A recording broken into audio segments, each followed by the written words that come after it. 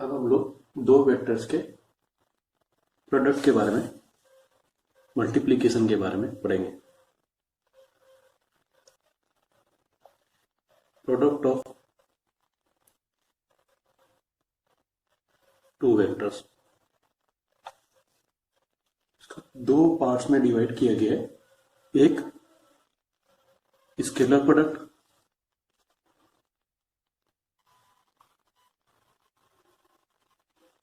और दूसरा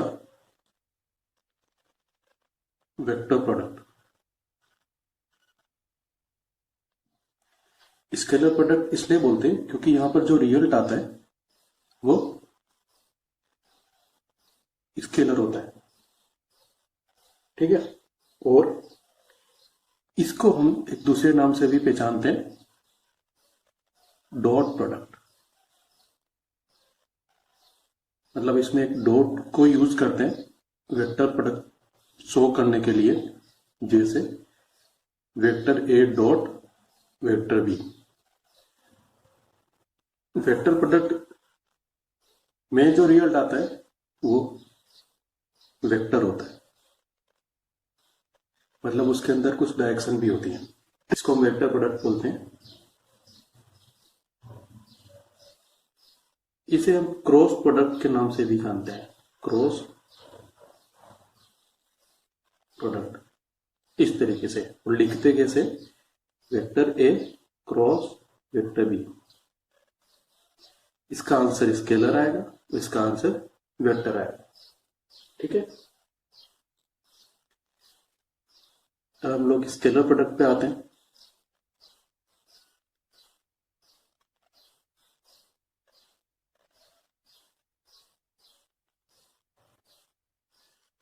अपने पास मान लो दो वेक्टर्स हैं,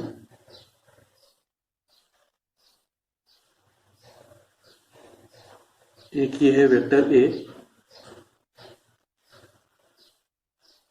और एक ये है वेक्टर बी, और ये इन दोनों के बीच का एंगल है थीटा। अच्छा, दो वेक्टर्स के बीच में एंगल कैसे डिफाइन करते हैं, पहले ये थोड़ा समझ लेते हैं। देखो अपने पास में दो एरोज हैं, एक ये और एक ये, ठीक है। तो ये पोर्शन भी एक एंगल है और एक ये पोर्शन भी, इन दोनों के बीच में एक एंगल है, ठीक है। तो जब हम लोग वेक्टर्स के एंगल के बारे में बात करेंगे तो क्या होना चाहिए कि दोनों के इनिशियल पॉइंट सेम होने चाहिए, और उन दोनों के बीच में जो स्मॉलर पोर्शन वाला एंगल होगा उसको हम लोग एंगल बिटवीन टू वेक्टर्स बोलेंगे, ठीक है। बात समझ में? ठीक है। तो फिलहाल हमारे पास में एंगल क्या हो गया, ये जो एंगल है ना, इसकी वैल्यू 0 से लेकर पाई तक हो सकती है। जैसे मान लो ये फिलहाल स्मॉल एंगल है, एक्यूट एंगल है, इसको थोड़ा बड़ा कर देते हैं तो ये हो सकता है कि इस तरीके से हो जाए, 90 डिग्री एंगल बन गया अभी है। और थोड़ा बड़ा कर देते हैं तो ये इस तरीके से बन जाएगा, ये वाला एंगल इन दोनों के बीच में एंगल हो जाएगा। और थोड़ा बड़ा कर देते हैं तो ये 180 डिग्री मीन्स ये पाई एंगल बन जाएगा। इसे और थोड़ा आगे बढ़ा देते हैं तब ये कुछ ऐसा दिखेगा, इस तरीके से। अब हम लोग ये वाले एंगल को इन दोनों वेक्टर्स के बीच में एंगल नहीं ले सकते क्योंकि अब ये वाला पोर्शन बड़ा हो गया है। इस वाले एंगल को हम इन दोनों वेक्टर्स के बीच में एंगल लेना पड़ेगा, ठीक है। इसलिए जो थीटा होता है वो 0 से पाई के बीच में ही होता है। इसको डिफाइन कैसे कर रखा है, vector A dot vector B is equal to modulus of vector A modulus of vector B cos theta.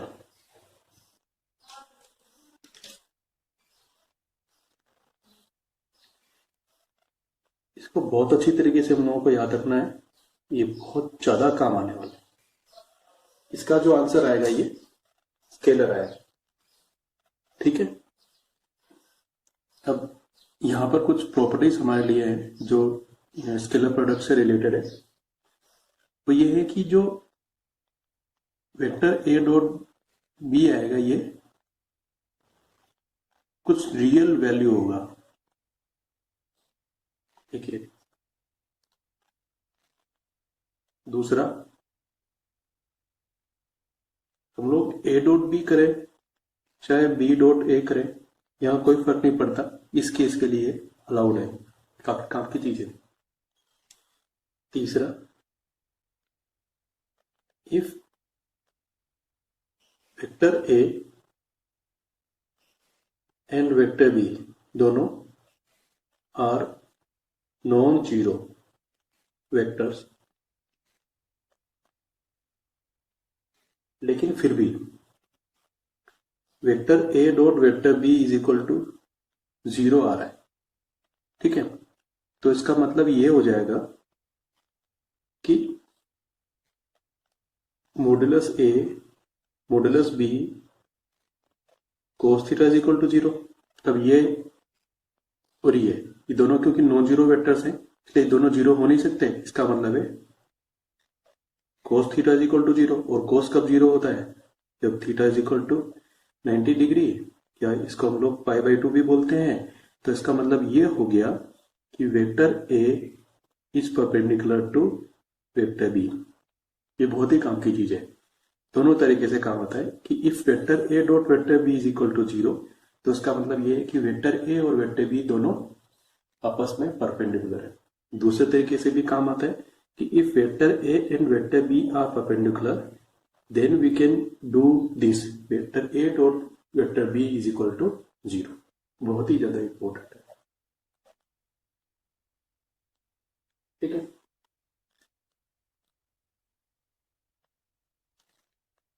If theta is equal to 0 degree, मतलब दोनों सेम लाइन पर है या दोनों वेक्टर्स पैरेलल है, तब उस केस में vector A dot vector B कितना आएगा?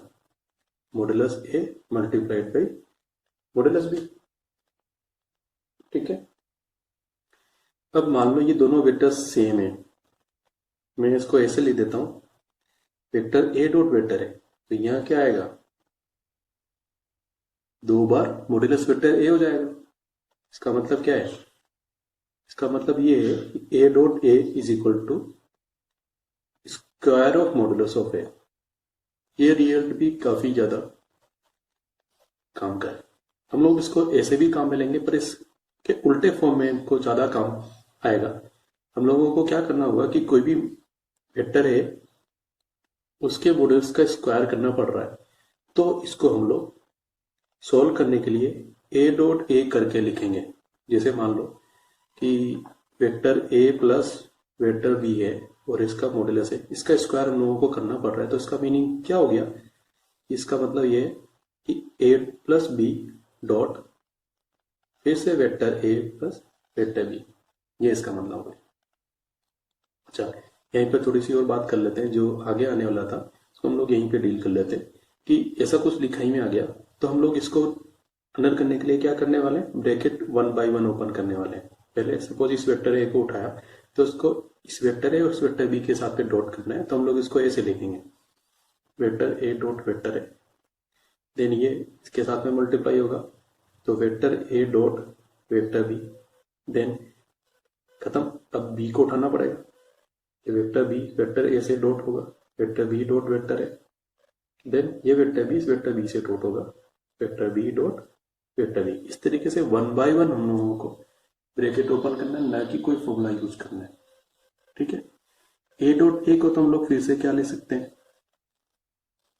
स्क्वायर ऑफ मॉडुलस ऑफ ए, और बी डॉट बी को हम लोग क्या ले सकते हैं? Square of modulus of B. अब ए डॉट बी और बी डॉट ए ये तो सेम होते हैं भाई, पहले से हम लोग जानते हैं। ठीक है, तो यहां पर क्या आ जाएगा? 2 vector A dot vector B. ध्यान रखेंगे, ये मेथड हम लोगों को ध्यान रखना है और इसी तरीके से क्वेश्चन को सोल्व करना, ना कि फॉर्मूला याद। ठीक है, ये भी इक्वली इंपॉर्टेंट है।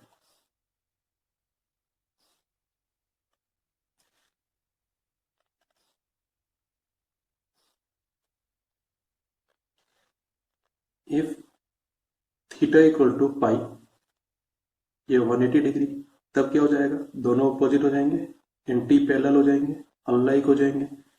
और cos 180 कितना होता है भाई, cos pi is equal to -1।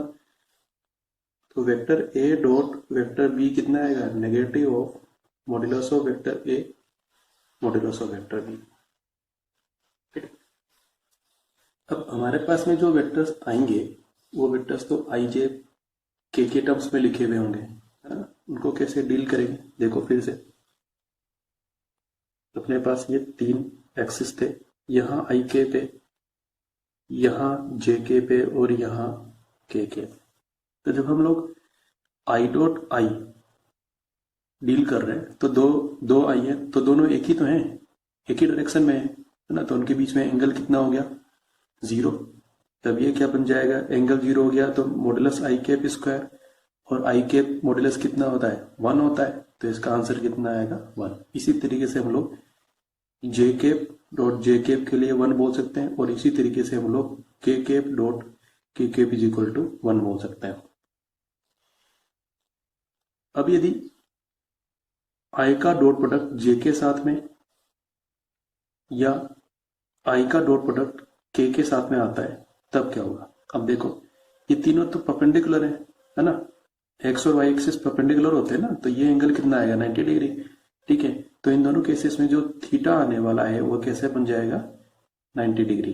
और कोस 90 0 होता है, इसलिए I dot J is equal to 0, I dot K is equal to 0, और ऐसे जितने भी कॉम्बिनेशन है आपस में वो सारे के सारे 0 आएंगे। ठीक है, इसके लिए कई बार हम लोग एक टेबल भी बना लिया करते हैं, जैसे लिखा आई जे के, और इस तरफ भी लिखा आई जे के, सब पे के पे ऑब्वियसली। ठीक है, हम लोग ये टेबल ड्रॉ कर लेते हैं। तब जब आई के साथ में डॉट हो रहा है तब आंसर कितना आ रहा है, 1। जब जे के साथ में डॉट हो रहा है तब आंसर कितना आ रहा है, 1। जब के साथ में डॉट आ रहा है तब आंसर कितना आ रहा है, 1। ठीक है, लेकिन जब आई का जे के साथ में या आई का के साथ में डॉट हो रहा है तब आंसर कितना आ रहा है, 0। इसी तरीके से जब जे डॉट आई करेंगे तो 0 रहेगा, जे डॉट के करेंगे तो 0 रहेगा, के डॉट आई 0 रहेगा, और के डॉट जे भी 0 रहेगा।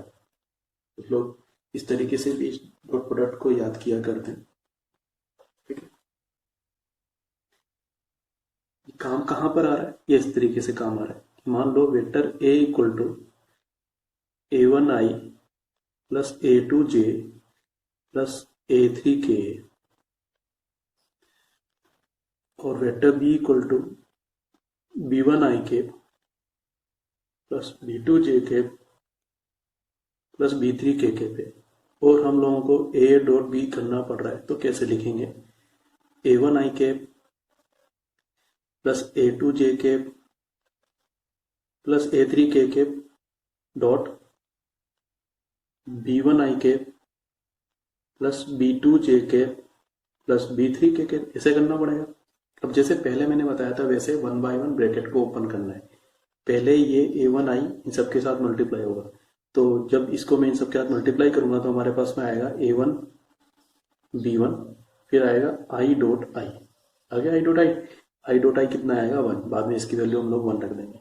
फिर इसी तरीके से जब a1 को b2 के साथ में मल्टीप्लाई करूंगा तो a1 b2, और इसके साथ में आएगा आई डॉट जे, लेकिन आई डॉट जे तो 0 होता है भाई, आई को जे के साथ में डॉट करेंगे तो कितना आएगा, 0, तो ये हट जाएगा।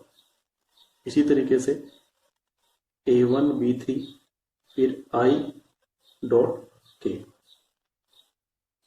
ठीक है, आई डॉट के भी 0 होता है तो ये भी हट जाएगा ना। तो सबके लिए जब हम लोग लिखेंगे तो ये बनेगा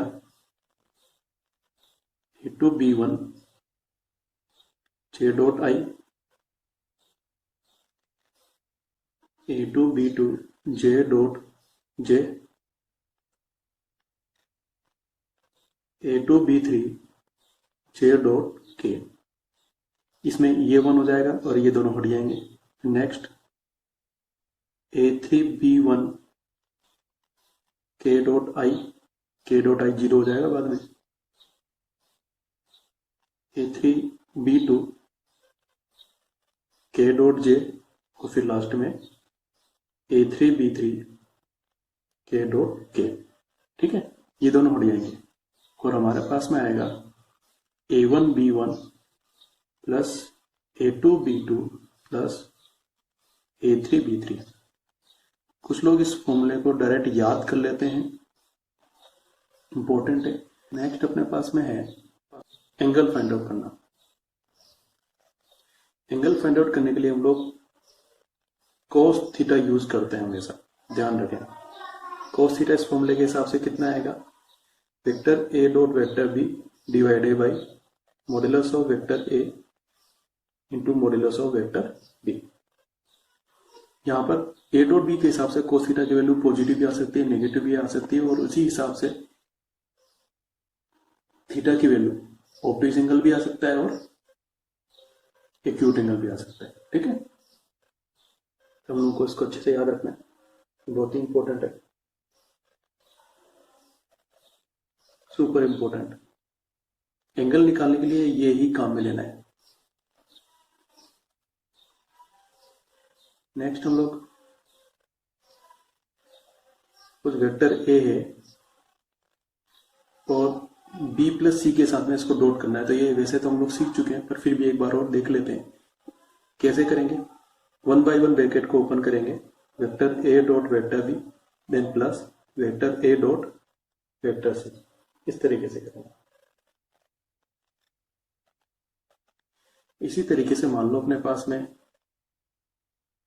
कोई नंबर है और ये vector A dot vector B के साथ में मल्टीप्लाई हो रहा है, तो इसको इस तरीके से भी लिखा जा सकता है कि लेमडा को पहले वेक्टर ए के साथ मल्टीप्लाई किया, फिर वेक्टर बी के साथ में उसके आंसर को डॉट किया, या फिर ऐसे भी लिख सकते हैं कि अब ये जो चल रहा है इसके सीक्वेंस में ये नहीं सोच लेना है कि vector A dot vector B dot C is equal to vector A dot vector B dot vector C, ये नहीं सोच लेना है, ऐसा नहीं होता है।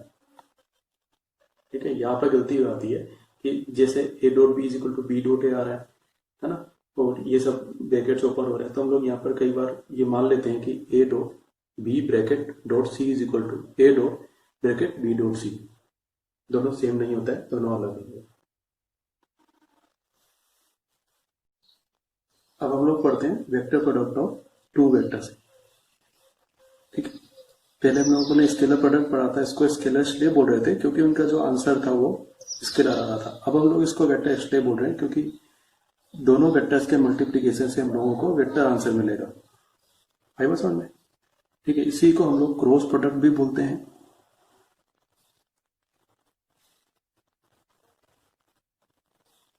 क्योंकि दोनों को लिखने के लिए हम लोग एक क्रॉस के साइन का यूज करते हैं। अपने पास दो वेक्टर्स है तो उनको हम लोग क्रॉस प्रोडक्ट में कैसे लिखते हैं, vector A cross vector B. ये होता क्या है, ये होता है modulus of A modulus of B sine theta N के। ठीक है, थीटा क्या है भाई, theta angle between vector A and vector B. ठीक है, अब यहां तक तो हमने पहले भी स्केलर प्रोडक्ट के अंदर पढ़ा था। ठीक है, तो इधर तक तो हमारे पास में कोई भी वेक्टर क्वांटिटी नहीं है। ये हमारे पास में एक वेक्टर क्वांटिटी है एन कैप। एन कैप क्या होता है, N cap is a unit vector. ठीक है, इसकी direction it is perpendicular to, इसके डायरेक्शन ए और बी दोनों के परपेंडिकुलर होता है। It is perpendicular to both vector A and vector B. ऐसे भी बोल सकते हैं, ऐसे भी बोल सकते हैं कि it is perpendicular to vector A and vector B. ये भी बोला जाता है it is perpendicular to plane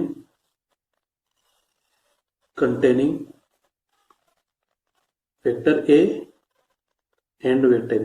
देखो मैंने पहले भी बताया था कि दो वेक्टर्स तो हमेशा कोप्लेनर होते ही हैं, ठीक है। अब ये क्योंकि ए और बी दोनों के परपेंडिकुलर है तो हम लोग ये बोल देते हैं कि it is perpendicular to plane containing vector A and vector B, ठीक है। अब इसमें एक तरीके से डायरेक्शन इन्वॉल्व हो गई, ठीक है। हो क्या रहा है,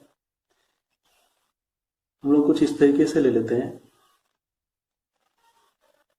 ये अपने पास में मान लो कोई वेक्टर ए है और ये कोई अपने पास में है वेक्टर बी, इनके बीच में एंगल थीटा है ना। हम लोग कर क्या रहे हैं भाई, हम लोग vector A cross vector B की डायरेक्शन फाइंड कर रहे हैं। कैसे डायरेक्शन फाइंड करेंगे, डायरेक्शन फाइंड आउट करने के लिए हम लोगों को हमारा राइट हैंड काम में लेना पड़ेगा, ठीक है। और राइट हैंड को हम लोग इस तरीके से काम में लेंगे, है ना, कि राइट हैंड की फिंगर्स ए से बी की तरफ घूम जाए, ठीक है। उस समय पर जो थंब की डायरेक्शन है वो ए क्रॉस बी की डायरेक्शन को शो करेगा, ठीक है। अब देखो ए यहाँ पर है, बी यहाँ पर है, तो हम लोगों को फिंगर्स को कैसे घुमाना है, ए से बी की तरफ, क्योंकि हम लोग अभी A cross B find out कर रहे हैं। जब B cross A find out करेंगे तो फिंगर्स को बी से ए की तरफ घुमाएंगे, ठीक है।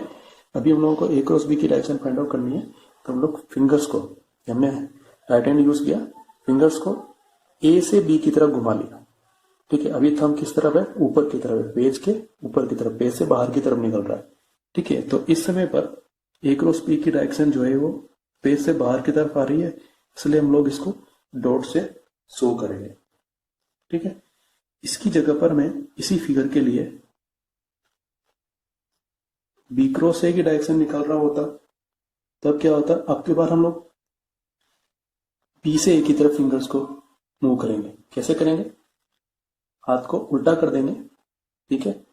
हाथ को मैंने उल्टा कर दिया, देखो ये हाथ को उल्टा कर दिया, फिंगर्स को मैंने बी से ए की तरफ मोड़ दिया, तो थंब की तरह, थंब तो नीचे की तरफ है, देखो, है ना, पेपर के अंदर जा रहा है, ठीक है, अंदर की तरफ है। पहले ए क्रॉस बी में थंब ऊपर की तरफ आ रहा था तो डायरेक्शन ऊपर की तरफ थी, अब बी क्रॉस ए में थंब नीचे की तरफ जा रहा है तो डायरेक्शन अंदर की तरफ जा रही है। तो इसको शो करने के लिए हम लोग क्रॉस का साइन यूज करते हैं, जैसे एरो में होता है ना, एरो, कोई एरो होता है, ठीक है। कोई एरो सामने से देखा जाएगा तो कैसा दिखेगा, टिप के जैसा दिखेगा, पीछे से देखा जाएगा तो कैसा दिखेगा, क्रॉस की जैसे दिखेगा। तो ये उसी तरीके से जब हम लोग इसको ऐसे कर रहे हैं तो एरो बाहर की तरफ आ रहा है, इसलिए इसके डायरेक्शन ए और बी के परपेंडिकुलर पेज के बाहर की तरफ है। और जब हम लोग बी क्रॉस ए कर रहे हैं तो एरो अंदर की तरफ जा रहा है, ठीक है। हम लोगों को एरो पीछे से नजर आ रहा है, इसलिए हम लोगों ने क्रॉस का साइन यूज किया, ठीक है। अब देखो ए क्रॉस बी और बी क्रॉस ए दोनों के डायरेक्शन तो अपोजिट हो गए, दोनों के डायरेक्शन अपोजिट हो गए ना, इसलिए हम लोग ए क्रॉस बी को बी क्रॉस ए के इक्वल नहीं बोल सकते, ठीक है।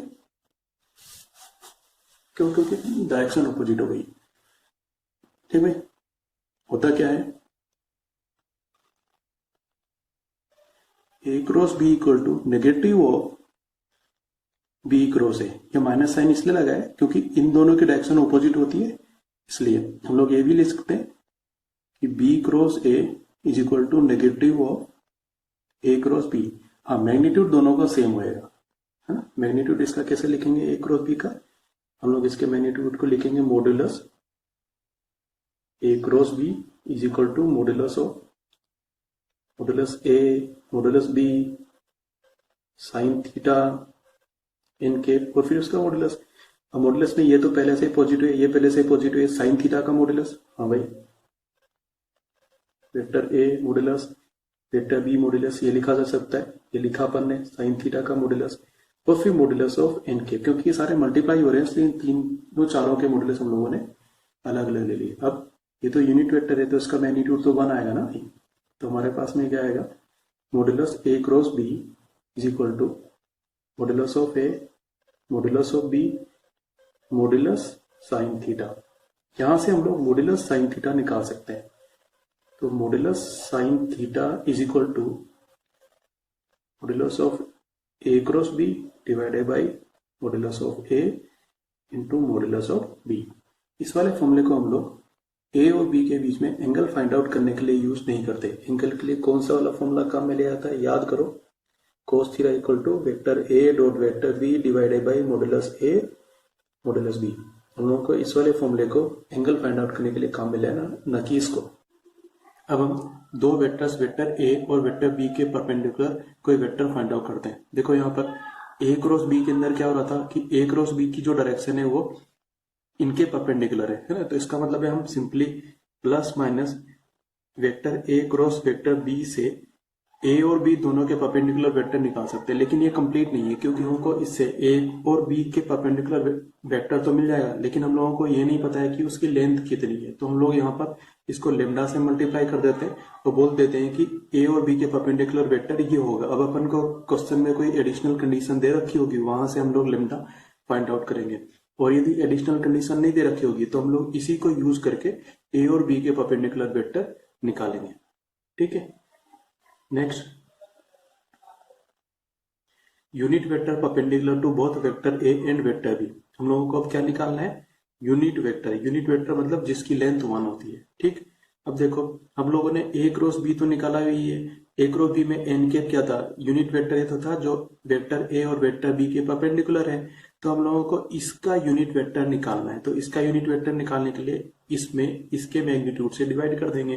ठीक है। तो N cap is equal to plus minus A cross B divided by modulus A cross B. इससे हम लोग यूनिट वेक्टर निकालेंगे जो ए और बी के परपेंडिकुलर है। ये बहुत ही इंपॉर्टेंट फॉर्मूला है। देखो हमारे पास में ए क्रॉस बी का फॉर्मूला क्या था? A B sine theta N के। अब हम लोग थोड़ा सा थीटा पर ध्यान दे रहे हैं। थीटा 0 डिग्री है या 180 डिग्री है, तब क्या हो रहा है? थीटा 0 डिग्री है तो इसका मतलब है दोनों वेक्टर एक ही डायरेक्शन में है। या फिर जब थीटा 180 डिग्री है तो इसका मतलब है कि दोनों वेक्टर ऑपोजिट डायरेक्शन में। तो हम लोग उनको ऐसे बोल सकते हैं कि दोनों वेक्टर्स कोलिनियर है, पैरेलल है, या फिर बोल दो एंटी पैरेलल है। ठीक है। तो उस केस में साइन थीटा कितना हो जाएगा? 0। तो जब साइन थीटा 0 हो जाएगा तो यहां से हम लोगों का आंसर क्या मिलेगा? Vector A cross vector B is equal to vector 0, न कि 0। ठीक है। क्योंकि इसका आंसर क्या आ रहा था? वेक्टर आ रहा था। तो हम लोगों को यहाँ पर वेक्टर 0 लिखना पड़ेगा। लेकिन इसके मैग्नीट्यूड की बात करेंगे तो मैग्नीट्यूड कितना है? 0 है। तो हम लोग बोलेंगे modulus A cross B is equal to just 0। अब देखो ये हम लोगों को कई बार देखने को मिलेगा A cross A equal to 0। A cross A equal to vector 0 का मतलब ये है कि हम लोग एक ही वेक्टर को उसी वेक्टर से क्रॉस कर रहे हैं। तो वो तो दोनों सेम हो गए। सेम होने के कारण से थीटा इक्वल टू 0 है ना। इसलिए ए क्रॉस ए इक्वल टू 0। हम लोगों को ये याद रखना है कि बी क्रॉस बी बोल दे, ए क्रॉस ए आ जाए कहीं पर, तो उसको हम डायरेक्ट वेक्टर 0 लिख देंगे। अब इसमें यदि ए और बी दोनों 0 हो जाए तो भी तो vector A cross vector B 0 हो जाएगा। तो इसलिए यदि vector A equal to vector 0, vector B equal to vector 0 या दोनों 0 है तो हम लोग बोल सकते हैं कि vector A cross vector B equal to vector 0। मान लो मेरे पास में जो वेक्टर ए और बी है वो इस तरीके से लिखे हुए हैं, a1 i के प्लस a2 j के प्लस a3 k के, और वेक्टर बी लिखा हुआ है b1 i के प्लस b2 j के प्लस b3 k के। ठीक है। तो जब मेरे को vector A cross vector B करना है तो क्या करना है? जैसे पहले करते थे वैसे a1 i plus a2 j plus a3 के cross b1 i plus b2 j plus b3 के। अब जब क्रॉस करेंगे तो 1 बाई 1 ब्रैकेट को ओपन करेंगे। पहले इसको तीनों के साथ क्रॉस करना है, फिर इसको फिर इसको। तो हमारे पास में आएगा a1 b1 i cross i, a1 b2 i cross j, a1 b3 i cross k। फिर आगे आएगा इसके लिए a2 b1 j cross i। देखो यहाँ पे ऑर्डर का ध्यान रखना है क्योंकि a cross b is not equal to b cross है। a2 b2 j cross j, फिर next a2 b3 j cross k। इसी तरीके से a3 b1 k cross i, फिर a3 b2 k cross j, फिर उसके बाद में a3 b3 के क्रॉस के। ठीक है, अब इतनी सारी चीजें हम लोगों को कैलकुलेट करनी है, इसको कैसे कैलकुलेट करें। देखो क्या हो रहा है, आई को आई के साथ क्रॉस करेंगे तो थीटा कितना आ जाएगा, 0 डिग्री। ठीक है, और जब थीटा 0 हो जाता है तो साइन थीटा 0 हो जाएगा। तो इसका मतलब आई क्रॉस आई का आंसर कितना हो जाएगा, 0 ना। ठीक है, तो ये पोर्शन हट जाएगा। तो इसी टाइप से जे के लिए भी होएगा, जे क्रॉस के जे भी 0 हो जाएगा और के क्रॉस के भी 0 हो जाएगा। ठीक है ना। तो हम लोग क्या बोलेंगे, I cross I is equal to 0 vector, J cross J equal to 0 vector, और के क्रॉस के इज इक्वल टू 0 वेक्टर। 0 हो गया। अब बाकी के लिए तो ऐसा है नहीं, बाकी के लिए तो हमारे पास में एंगल कैसे हैं, 90 डिग्री है। तो सपोज जैसे मैंने आई को जे के साथ क्रॉस किया तो उसको लिखा आई क्रॉस जे, ये कितना बन जाएगा, मॉडुलस आई मॉडुलस जे साइन 90, फिर एन कैप आएगा। ठीक है, तो ये दोनों तो 1 होते हैं, साइन 90 भी 1 होता है। तो हमारे पास में केवल एक यूनिट वेक्टर बचेगा। ये यूनिट वेक्टर कौन सा होता है, के वाला। कैसे, जब भी हम लोग ऐसे मूव कर रहे हैं, ठीक है, तो हम लोग वही अपने राइट हैंड वाले रूल को फॉलो करते हैं। ठीक है, जब हम लोग आई से जे की तरफ जा रहे होते हैं तो क्या बच रहा होता है, के, और ये इन दोनों के परपेंडिकुलर है, और कौन सा वाला के, प्लस वाला के। इसलिए यहां पर जो आंसर आएगा वो क्या बन जाएगा, प्लस के। ठीक है, इसी तरीके से जब हम लोग जे से के की तरफ आएंगे, है ना, तो जे के क्रॉस के। अब कौन सा वाला वेक्टर बच गया जो इन दोनों के परपेंडिकुलर है, आई के, और इधर वाला कौन सा होता है, ये देखो ऐसे, इधर वाला, है ना, तो ये कैसा होता है, प्लस। ठीक है, तो ये हो जाएगा प्लस आई के। इसी तरीके से जब हम लोग के से आई की तरफ जाएंगे तो के क्रॉस आई, ये कितना आएगा, प्लस जे के। ठीक है, और जब हम लोग इसके उल्टा आएंगे, यानी कि जब हम लोग आई क्रॉस जे की जगह जे क्रॉस आई लिखेंगे, तब क्या होगा, जे क्रॉस आई उल्टा हो जाएगा, तो हम लोग इसको लिखेंगे माइनस के। इसी तरीके से इसके लिए के क्रॉस जे माइनस आई के हो जाएगा, और इसी तरीके से आई क्रॉस के माइनस जे के हो जाएगा। इसको शो करने के लिए कई बार हम लोग ऐसे फिगर को भी काम में लेते हैं, ये आई जे और के, जब हम लोग इस तरीके से मूव कर रहे हैं, इसको क्या लिखेंगे, आई क्रॉस जे, इसको लिखेंगे हम लोग जे क्रॉस के, इसको लिखेंगे हम लोग के क्रॉस आई। हम लोग इसे एंटी क्लॉकवाइज जा रहे हैं, तो जो एंटी क्लॉकवाइज जा रहे हैं तो जो आंसर आएगा वो कैसा आएगा, पॉजिटिव। इनके लिए आई जे के लिए बोल रहे हैं बस। जब हमने आई क्रॉस जे लिखा तो कौन सा वाला आंसर आएगा, प्लस के। जब जे क्रॉस के लिखेंगे तो कौन सा आंसर आएगा, प्लस आई। जब के क्रॉस आई लिखूंगा तो आंसर क्या आएगा, प्लस जे। इसकी जगह पर हम लोग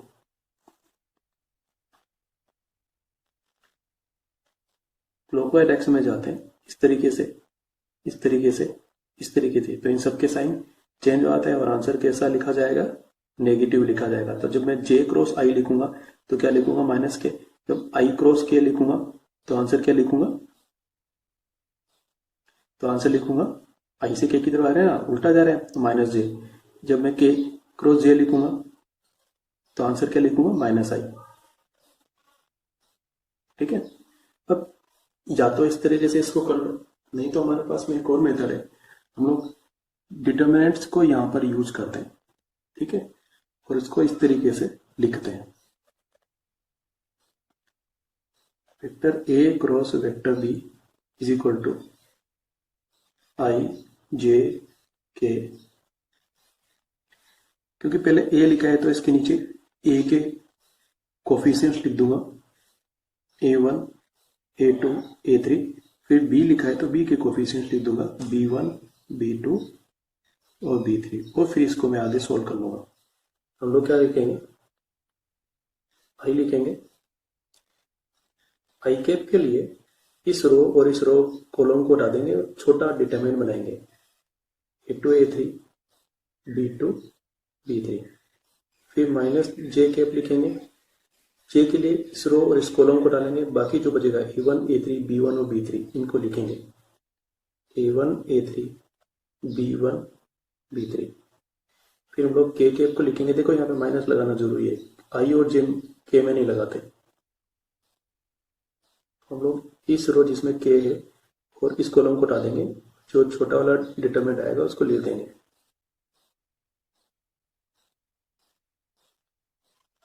अब इसको आगे सोल्व करेंगे। इसमें क्या होता है, इन दोनों को आपस में मल्टीप्लाई करना है, इन दोनों को आपस में मल्टीप्लाई करना है और उन दोनों को माइनस कर देना है। फिर माइनस जे, इन दोनों को आपस में मल्टीप्लाई करना है, इन दोनों को आपस में मल्टीप्लाई करना है और उन दोनों को माइनस कर देना। प्लस के, इन दोनों को आपस में मल्टीप्लाई करना है, इन दोनों को आपस में मल्टीप्लाई करना है और इन दोनों को फिर माइनस कर देना है। अब इसका जो भी आंसर है वो आई जे के की टर्म्स में ऑटोमेटिकली आ जाएगा। इसको कैलकुलेट करने का एक और मेथड होता है, उस मेथड में हम लोग ये करते हैं।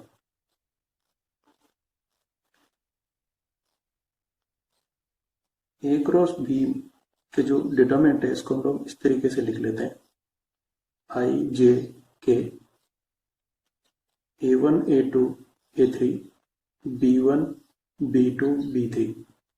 हम लोग जो पहले दो कॉलम है इनको फिर से रिपीट करके इसके बाद में लिख लेते हैं, आई जे A1 A2 B1 B2। ठीक है, अब हम लोग क्या करते हैं, तीन तीन के पेयर बनाते हैं, ग्रुप बनाते हैं। एक ये बनेगा, एक ये बनेगा और एक ये बनेगा। ठीक है, ऊपर से नीचे की तरफ इधर वाले, ये वाले तीन तीन के जोड़े बनाएंगे और उनको हम लोग मल्टीप्लाई करके इस तरीके से लिखेंगे। इन तीनों को मल्टीप्लाई करना है तो हमारे पास में आएगा A2 B3। ठीक है, साथ में आई के। फिर इन तीनों को मल्टीप्लाई करेंगे तो अपने पास में आएगा A3 B1 फिर जे के। फिर इन तीनों को मल्टीप्लाई करेंगे तो हमारे पास में आएगा A1 B2 फिर के।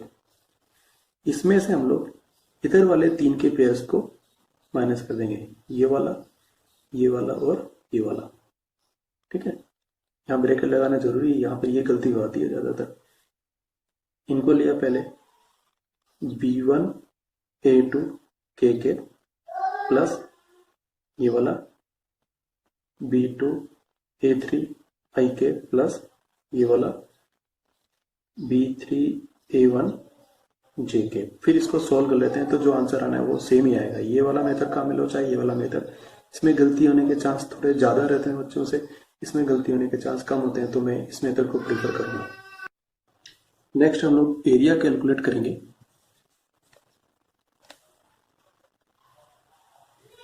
इसका एरिया पहले area of triangle.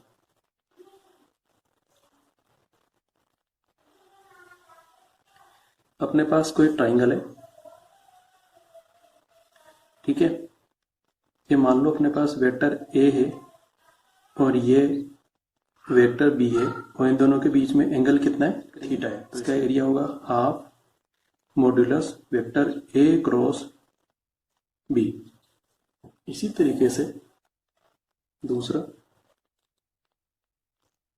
Area of parallelogram.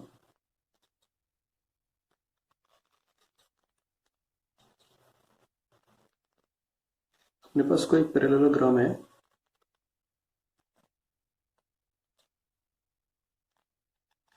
इसमें ये वाली साइड वेक्टर ए है और ये वाली साइड वेक्टर बी है और ये एंगल हमारे पास में थीटा है।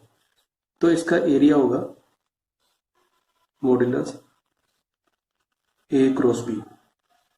अच्छा, इन दोनों फॉर्मूले के अंदर जो एरिया आ रहा है वो क्या आ रहा है, जस्ट वैल्यू आ रही है, ये स्केलर क्वांटिटी आएगी। इधर भी जस्ट वैल्यू आ रही है, स्केलर क्वांटिटी।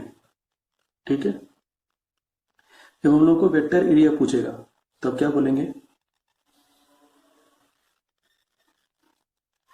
Vector area. ध्यान रखें, वेक्टर एरिया ऑफ ट्राइंगल, इसको क्या बोलेंगे। अब हम लोग मॉड्यूलस यूज नहीं करेंगे, simple half vector A cross vector B, इसका मैग्नीट्यूड नहीं निकालेंगे। इसी तरीके से यहां पर वेक्टर एरिया ऑफ पैरेललोग्राम, ये क्या होगा, सीधे सीधे vector A cross vector B, बस यहाँ कोई मॉड्यूलस यूज नहीं करना, कोई मैग्नीट्यूड नहीं निकालना, ध्यान रखेंगे। प्लस माइनस की कोई जरूरत नहीं है, जैसा आएगा वैसे आएगा भाई। कुछ बुक्स में इसको इस तरीके से लिखा होता है। ये अपने पास ट्रायंगल है, यहाँ तो हम लोगों ने इस पूरी साइड को वेक्टर ए बोल रखा है और इस पूरी साइड को हमने वेक्टर बी बोल रखा है। किसी किसी फॉर्मूले में या क्वेश्चन में इस तरीके से लिखा होता है, हम लोगों को वर्टिसेस दे के रखता है, ए बी सी 3 वर्टिसेस है। तो ये जो वेक्टर रहेगा ये अब क्या बन जाएगा, ये वेक्टर बन जाएगा वेक्टर ए बी, और ये जो वेक्टर बनेगा ये क्या बन जाएगा, vector A C, angle theta है। ठीक है, अब हमारे पास में एरिया क्या आएगा, फॉर्मूला तो यही है भाई, half modulus A B cross A C. ठीक है, और यहां पर पैरेललोग्राम में इसमें भी वर्टिसेस दे देता है, इसे लिखा ए बी सी और डी, यहां पर वर्टिसेस हैं। ये वेक्टर हम लोग वेक्टर ए बी ले लेंगे, ये वेक्टर हम लोग वेक्टर ए डी ले लेंगे। एंगल इनके बीच में थीटा हो जाएगा, और एंगल नहीं भी दिया हो तो यहाँ हमारे को फर्क नहीं पड़ता। एरिया कितना होगा इसके अंदर, A B cross A D. फिर निकालते कैसे भाई, याद है, vector A B equal to बाद वाले का पॉइंट पोजीशन वेक्टर माइनस पहले वाले का पोजीशन वेक्टर, याद है कुछ?